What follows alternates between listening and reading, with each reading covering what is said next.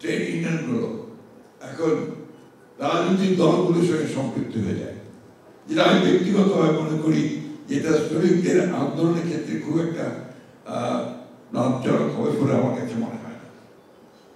কারণ যে বিষয়গুলো ইস্যুগুলো নিয়ে আপনারা বার্গেন করেন, সেই বার্গেন করার সময় সরকারি দলের সব দেখবেন আমরা যেন লক্ষ্য করি, যখন সরকার চেঞ্জ হয় আপনাদের ইউনিয়নগুলো চেঞ্জ হয়ে যায়, সব ওই সরকারি দলের সমর্থক হয়ে যায়।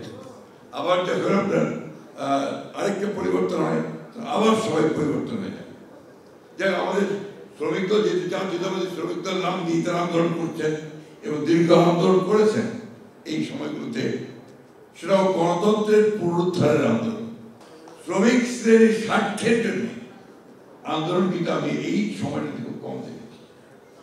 যে কারণে আমার কাছে মনে হয় যে এইখানে একটা মৌলিক একটা চিন্তা ভাবনা করা দরকার যে শ্রমিক ইউনিয়নগুলোকে, ট্রেড ইউনিয়নগুলোকে কি করে আরো বেশি শ্রমিকদের ইন্ডাস্ট্রি এবং অর্থনীতি যে কাজে লাগানো কিভাবে যায়, তার গুণগত পরিবর্তন কিভাবে করানো যায়।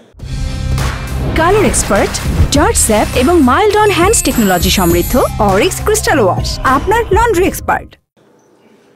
আমরা আমাদের প্রাক্তন নেতাদের অনেককে দেখেছি, যেমন কাজী জাফর আহমেদ তিনি শ্রমিক আন্দোলনের সঙ্গে জড়িত ছিলেন, কারণ মুজাফর আহমেদ শ্রমিক আন্দোলনের সঙ্গে জড়িত ছিলেন।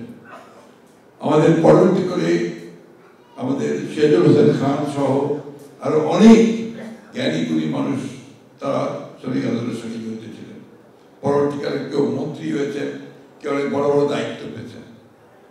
আমাদের পুরনো যারা ছিলেন কাশেম ভাই, জাফর ভাই, সিকেন্দার ভাই, আমাদের নজরুল ইসলাম খান, আমরা তাদেরকে নিয়ে গর্ব করতে পারি যে তারা একদিকে শ্রমিক শ্রেণীর জন্য যে আন্দোলন করে তার দাবিগুলো আদায় করেছেন, অন্যদিকে তারা জাতীয় রাজনীতিতে গুরুত্বপূর্ণ ভূমিকা রেখেছেন। এই বিষয়টা আমি বলতে চাই যে আজকে আপনাদের এই সম্মেলনের যে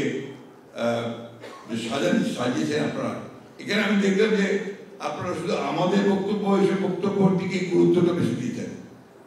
আমি এইসব আন্দোলন সম্মেলনকে আমি মনে করি যে ধারণা করি এগুলো অন্তত সারাদিন ব্যাপী আলোচনা হওয়া উচিত, শ্রমিকদের দাবিগুলো নিয়ে, তাদের ন্যায্য দাবিগুলো নিয়ে, এবং একই সঙ্গে সংগঠনকে কি করে আরো বেশি আন্দোলনমুখী করা যাবে এবং জনকল্যাণে লাগানো যায় সেই জন্য কিন্তু আলোচনা হয় না। অর্থাৎ পলিটিক্যাল ডিসকাশন কিন্তু আপনাদের এখন খুব কম। এই জিনিসগুলোর দিকে আপনাদের জোর দেওয়া উচিত বলে আমি মনে করি। আপনারা অনেকে হয়তো আমার বক্তব্যে খুশি হবেন না, কিন্তু আমি কথাগুলো বলছি আমার অভিজ্ঞতা থেকে।